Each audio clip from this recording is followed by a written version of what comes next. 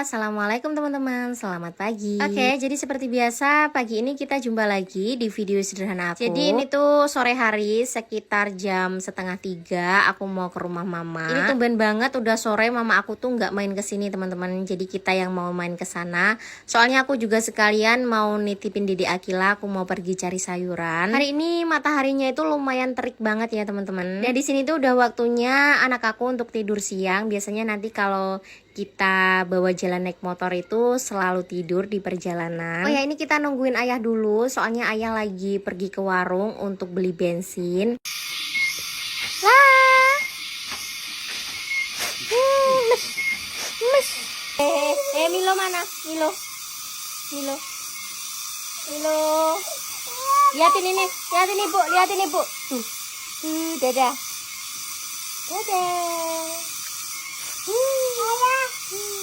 Di sini tuh Dede Akila udah mulai nangis ya teman-teman, karena nggak sabar nungguin ayahnya lama banget. Pokoknya kalau udah kita pakein baju rapi, udah aku gendong seperti ini, kalau nggak kita ajak buru-buru naik motor pasti bakalan ngereok. Nah bener banget, ini kita sampai di rumah mertua aku itu Dede Akilanya udah tidur sampai nggak bisa mingkem. Oke, selagi Dede Akila aku titipin di rumah mama, sekarang aku mau cari sayuran. Nah kalau teman-teman sering banget ngikutin konten aku, pasti teman-teman tahu ini aku mau cari sayuran apa. Jadi sore ini aku itu diajakin suami untuk cari selada air. Ini tuh carinya memang lumayan jauh dari rumah aku, tepatnya di bawah puncak Sekaca. Pokoknya kalau kita kesini itu Masya Allah kita disuguhkan berbagai pemandangan yang luar biasa teman-teman. Ini sih belum seberapa karena kan kita mau naik ke atas, nanti kalau kita pas pulangnya Masya Allah bagus banget. Dan untuk menuju ke lokasinya ini kita ngelewatin jalanan yang rusak parah banget. Tapi kalau orang gunung memang udah biasa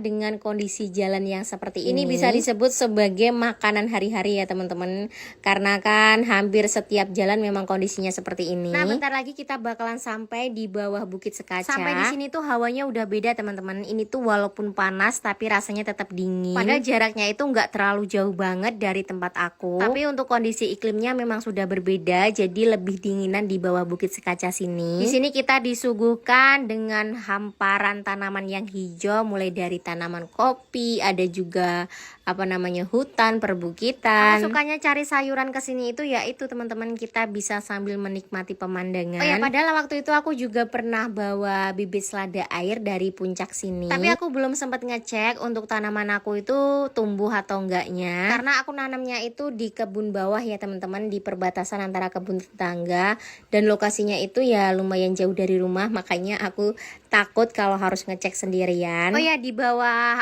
puncak Sekaca ini masih ada beberapa rumah ya teman-teman. Ya walaupun rumahnya itu untuk jaraknya sangatlah berjauhan, tapi di sini itu kebanyakan rumahnya juga pada kosong karena biasanya pemiliknya itu pada mudik ke kampung halaman. Apalagi kalau mau lebaran seperti ini, musim kopi juga belum mulai, jadi banyak banget rumah-rumah yang pada kosong. Nah, ini buahnya lebat banget teman-teman, apalagi kan sekarang harga kopi itu lagi mahal. Nah kita udah sampai di kebun pemilik sayuran selada. Untuk motornya itu kita parkir di halaman untuk ngejemur kopi, jadi kita ke bawahnya harus jalan kaki ya teman-teman. Ini juga nggak terlalu jauh. Dan aku lihat-lihat buah kopi di sini itu bagus banget daripada di tempat aku. Seperti yang aku bilang tadi, karena di sini itu kan hawanya dingin, apalagi kemarin di tempat aku itu kena musim kemarau sekitar 3 kalau nggak 4 bulan. Kalau di tempat aku itu kemarin banyak banget kopi-kopi yang mati karena kemarau, tapi kalau di sini tuh masih seger-seger teman-teman. Biasanya sih buah kopi itu lebih lebat di hawa dingin ketika musim kemarau. Tapi ketika musim penghujan buah kopi yang paling banyak itu ya di tempat aku teman-teman. Mungkin karena perbedaan cuaca itu ya teman-teman. Ini kita udah sampai di lokasi tempat sayuran. Gak taunya kita sampai sini itu zonk teman-teman, karena selada airnya itu banyak yang mati. Kelihatannya pemilik kebunnya itu habis nyemprot rumput dengan pestisida, jadi biasanya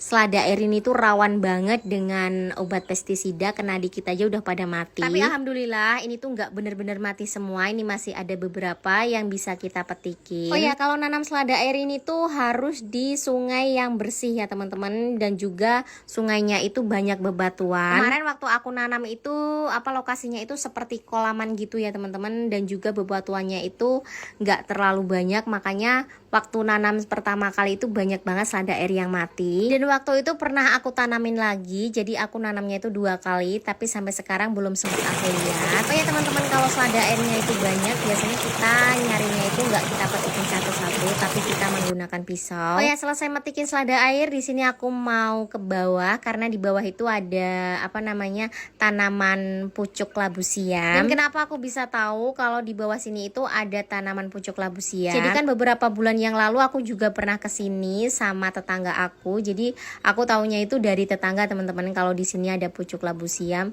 Tapi waktu itu aku kesininya kalau nggak salah pas musim kemarau. Jadi pucuk labu siamnya itu nggak terlalu banyak. Nah, semoga kali ini pucuk labu siamnya banyak ya teman-teman, karena aku juga udah lama banget nggak nengokin. Alhamdulillah banget setelah kita sampai di lokasi tempat sayuran pucuk labu siam, ini tuh lumayan banyak. Pokoknya langsung aja ini kita petikin, ini kita cari yang masih muda. Nah, mungkin sebagian dari teman-teman ada yang belum tahu kalau pucuk labu siam ini tuh juga enak di sayur selain pucuk labu kuning. Untuk lokasinya sendiri ini tuh lumayan susah ya teman-teman, soalnya ini tuh tumbuh di apa namanya sela-sela kayu gitu. Di sini aku juga harus ekstra hati-hati, kalau aku salah ngijek kayu aja, apalagi kayunya rapuh, nanti aku bisa jatuh ke bawah. Jadi bawahnya itu seperti apa lubangan gitu.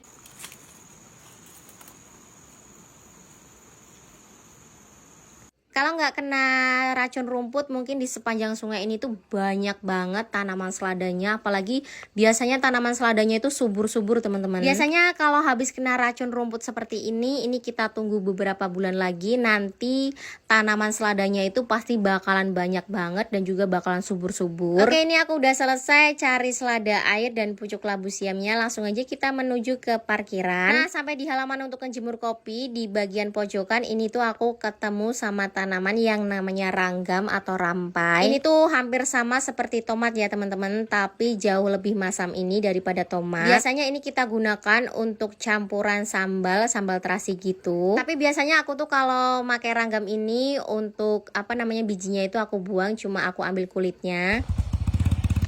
Dapat sayuran walaupun nggak banyak, alhamdulillah.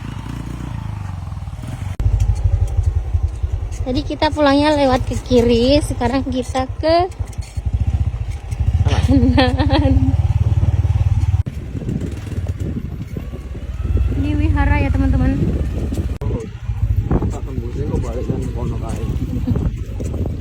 Masya Allah, bagus banget pemandangannya. Kita ngabuburit online ya teman-teman di pegunungan. Ini tuh alhamdulillah banget pas kita pulang cuacanya itu nggak panas, jadi apa namanya cerah tapi nggak panas ya teman-teman. Pokoknya mendukung banget buat yang lagi berpuasa. Nah, itu aku tunjukin teman-teman, yang di bawah kelihatan putih-putih itu adalah rumah. Jadi bisa teman-teman lihat untuk jarak rumah antara satu dengan yang lain itu jaraknya lumayan berjauhan. Oke, di sini kita juga ngelewatin beberapa rumah warga. Ini lumayan banyak banget seperti talang gitu. Tapi dari sekian banyaknya rumah ini tuh yang dihuni cuma ada sekitar kalau nggak salah 2 rumah ya teman-teman.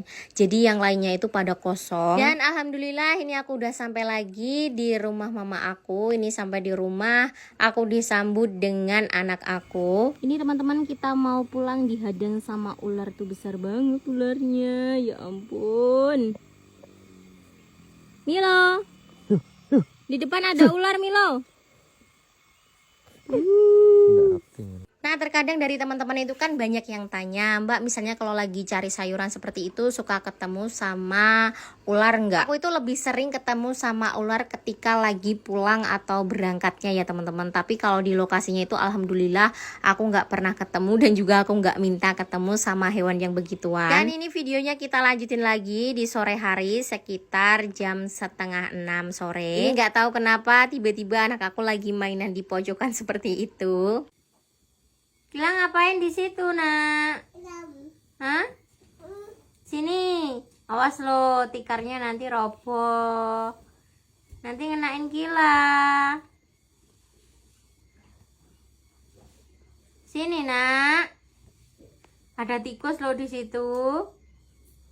Ngapain di pojokan melamun lagi? Apa? Aduh, sakit nggak apa-apa, anak pinter kan. Ayo berdiri lagi, jalan sini. Iya. Ila, Kiting. Kiting babu. Babu. Iya, babu. Babu. Babu, adik babu. Loh, kok mah nyayang? Oh, sayang. Wah. Dadah. Loh, dadah. Cium jauh, cium jauh. Cium jauh. Kok manyun? Cium jauh gimana? Oh, itu cium dekat, nak. Oke teman-teman, kira-kira segitu dulu ya untuk video kegiatan aku hari ini. Pokoknya buat teman-teman jangan lupa ikutin aku terus di video kegiatan berikutnya. Terima kasih.